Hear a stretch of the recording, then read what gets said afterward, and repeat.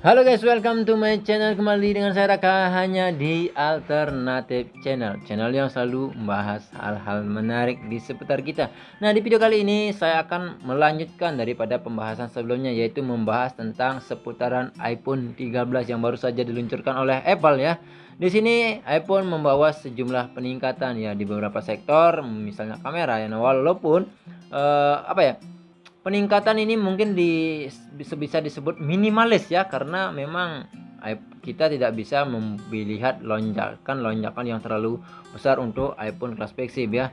Jadi mungkin saja minimalis banget untuk peningkatannya, namun ini sudah bagi iPhone ini, saya aja yang pengguna Android menganggap ini sudah luar biasa banget untuk peningkatannya. Namun bagi kaum menang-mending misalnya, karena netizen itu selalu saja ada celah untuk membuli sebuah brand ya. Contohnya ada beberapa hal yang memang dirasa ketinggalan zaman yang ada di iPhone itu oleh pengguna Android ya.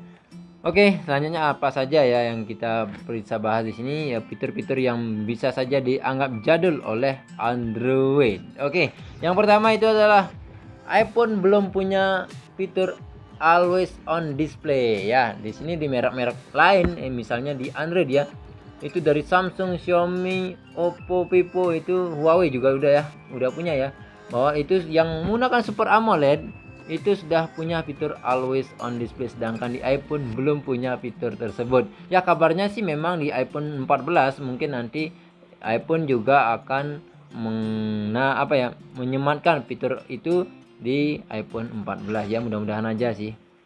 Namun pengguna iPhone 13 nantinya jangan berkecil hati, karena iPhone sudah memberi peningkatan yang luar biasa untuk dari segi refresh rate layarnya ya. Yang di iPhone 12 kemarin masih 60 Hz ya, standar banget ya untuk Android, dan sekarang itu bisa bersaing dengan Android, yaitu jadinya 120 Hz dengan teknologi LTPO. Jadi ya lumayan sih untuk peningkatan layarnya, walaupun belum ada fitur always on display-nya. Nah, sekarang selanjutnya yang kedua yang bisa saya bahas yaitu adalah sidik jari di bawah layar. Nah, ini masih menjadi yang nggak ada di iPhone ya, karena di Android, mungkin bagi pengguna Android ya, ini adalah iPhone itu masih jadul ya, karena dari Android itu sudah banyak banget menggunakan ada teknologi ultrasonic, ada menggunakan teknologi optikal ya, itu bisa menggunakan sidik jari di bawah layar itu di iPhone. Nah, sekarang walaupun di sini ya, menurut saya itu memang di masa pandemi ini tanpa fingerprint sebuah handphone dirasa susah ya, karena kita wajib pakai masker ketika keluar ya. Jadi kalau kita mau membuka HP-nya misalnya di luar, kita harus membuka masker lagi.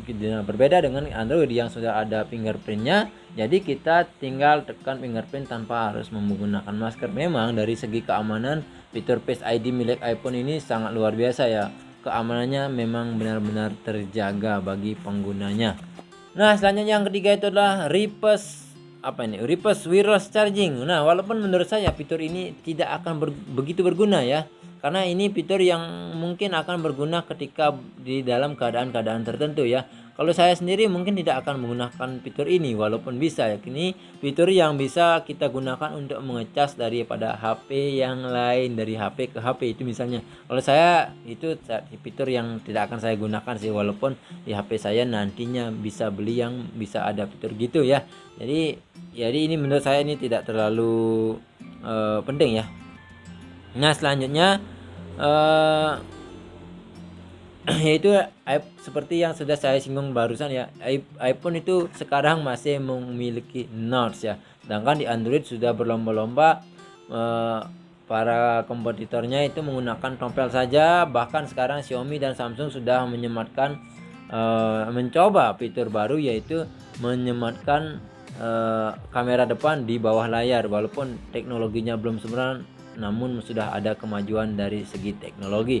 Nah, di sini iPhone masih setia dengan notch-nya, walaupun kalau kita perhatikan dengan jelas, yaitu notch-nya sudah lebih minimalis atau lebih kecil daripada iPhone 12. Namun di sini bukan tanpa alasan iPhone itu memberikan notch yang masih besar. Menurut saya desainnya itu masih cantik banget ya untuk iPhone, seri iPhone-nya, walaupun masih pakai notch. Karena di samping masih cantik, ya iPhone juga menyematkan fitur-fitur keamanan yang bisa ditaruh di dalam Note, misalnya Face ID ya. Ini seperti yang kita tahu keamanannya sangat luar biasa, bisa melebihi daripada Face Unlock ya. Kalau Face Unlock biasanya kita gunakan foto juga udah bisa ya. Kalau Face ID itu biasanya kita gunakan harus muka mata ya, mata terbuka harus baru bisa terbuka ya. Ya, walaupun kabarnya memang di iPhone 14 nanti ya sudah ada bocoran-bocoran render HP-nya sih. Itu nantinya iPhone 14 akan apa ya, kameranya akan ada di bawah layar ya. Mudah-mudahan itu benar terjadi. Kita akan melihat perkembangan teknologi sejauh apa di tahun depan ya. Itu mudah-mudahan kita bisa menikmatinya. Oke. Oke, yang selanjutnya itu yang terakhir ya. Ini adalah fitur USB Type-C ya.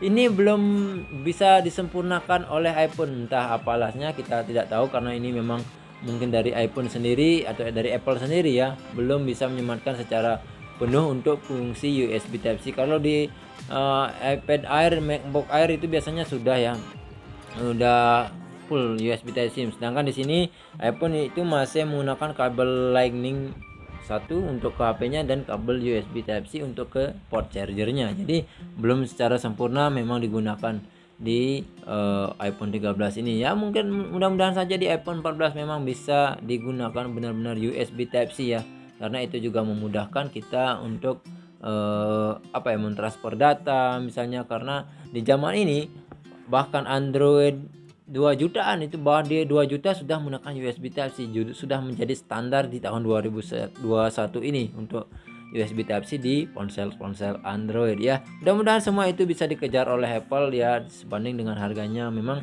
harga, bukan menurut saya sih memang mahal, namun harga yang mahal itu kita dapatkan dengan banyak hal, itu misalnya branding dan kualitas yang memang mumpuni ya.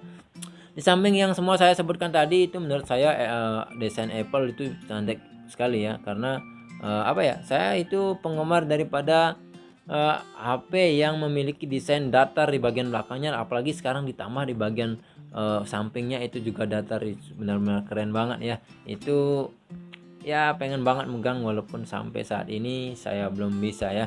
Oke, sepertinya cuma itu yang bisa saya share di video kali ini ya. Semoga video ini bisa bermanfaat. Terima kasih sudah menonton, like jika suka dan dislike jika tidak suka. Sampai bertemu di video selanjutnya.